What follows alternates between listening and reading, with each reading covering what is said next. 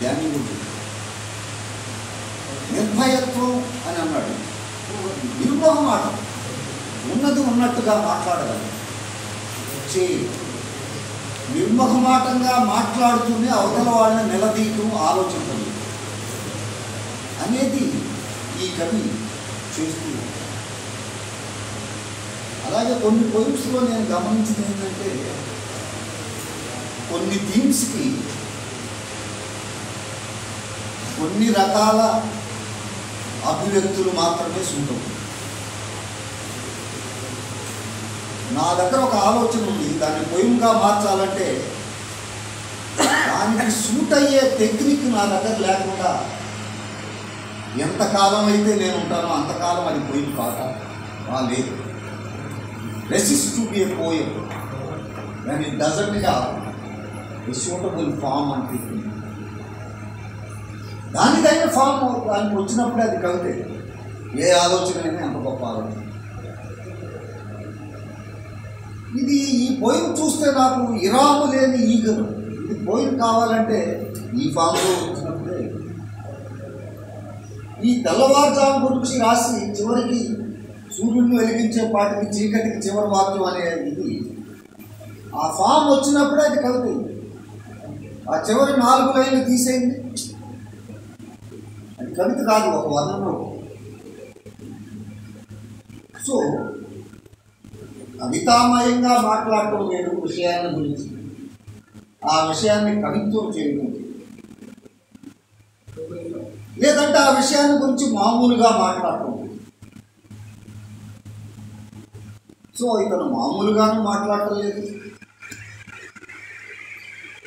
కవితామయంగా విమర్శ ఉన్నప్పుడు కవితామయత్వం ఉంటుంది. కానీ ఇట్లా జీవితాన్ని అనువదిస్తున్నప్పుడు, ముఖ్యంగా ప్రాంతీయ జీవితాన్ని, మీరు కవిత్వం ఒక మాట చెబుతాడు చూడండి మూలవాసుల్లో, ఇప్పుడు రక్తం మా దేహంలో తప్ప అంతటా స్వేచ్ఛగా ప్రవహిస్తుంది.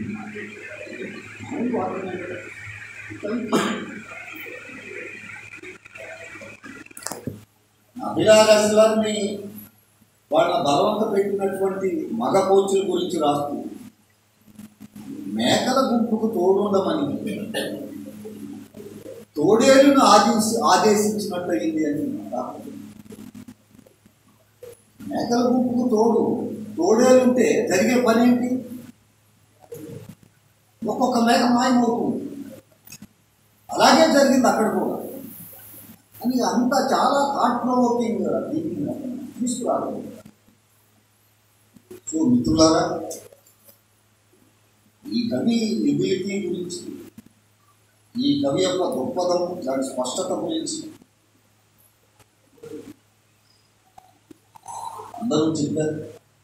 ఇంకా ప్రత్యేకంగా చెప్పక్కర్లేదు. ముందు మాటలు రాసినటువంటి నాగభూషణం కానీ, వాళ్ళ శ్రీరామ్ కానీ చాలా స్పష్టంగా శిరోప కోణం నుంచి వాళ్ళు రాశారు.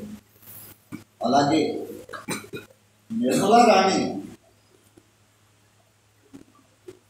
తను పెట్టినటువంటి పోస్టులో ఈ కవి గురించి మాట్లాడారు.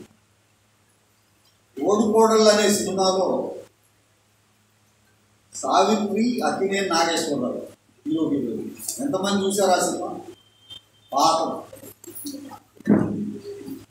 దాంట్లో కారులో షికారుకి వెళ్ళి అని పాట పాడుతూ ఉంటాడు నాగేశ్వరరావు. ఒక భావకవి.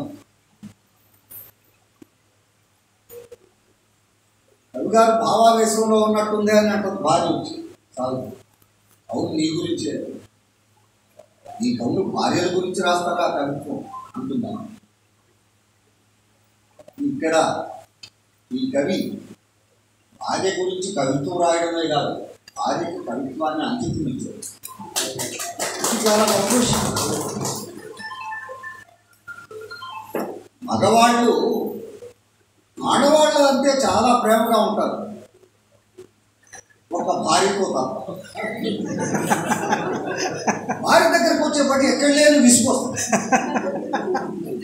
వేరే ఆడవాళ్ళ దగ్గరికి వెళ్ళేపాటికి ఎక్కడ లేని జనరాశి, చాలా అర్థం చేసుకునే ఇది.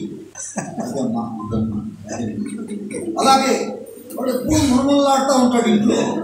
బయటకు వెళ్ళి ఆడవాళ్ళ మధ్య జోకులు వేయటము, నవ్వటము, రెచ్చిపోయి ఇది చేయడం.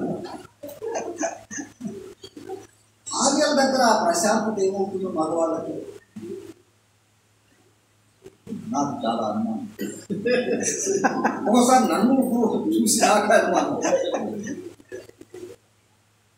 అలాంటిది అంతేకాదు పిల్లల దగ్గర సమాజంలో ఈ విప్లవవాదులు, అభ్యుదయవాదులు, అంబేద్కరిస్టులు, ఈ ఉద్యమకారులు అనబడేవాళ్ళు ప్రజల దగ్గర చాలా దీనిగా ఉంటుంది, ఓపికగా ఉంటుంది, ఉల్లాసంగా ఉంటుంది. ఇంటికొచ్చే పాటికి వెళ్ళాం పిల్లల దగ్గర ఎక్కడ లేని సీరియస్నెస్, ప్రపంచ భారం అంతా ఈయనే మాకున్నట్టుగా అనేది మనం చూస్తూ ఉంటాం.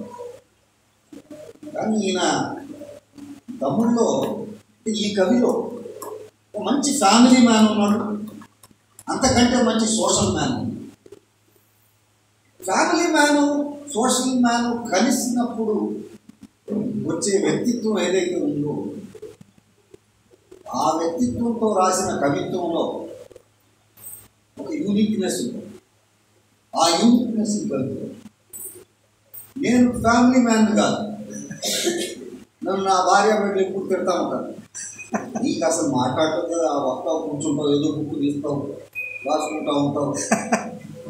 ఇది తప్ప పిల్లలతో ఆడుకోవడం కానీ, నాతో ఆడుకోవడం కానీ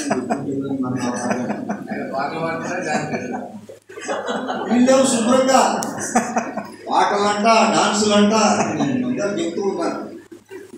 మరి ఆటలు తమ్ముడు ఆమెకు నేర్పుతున్నాడు, మరి ఆ అమ్మాయి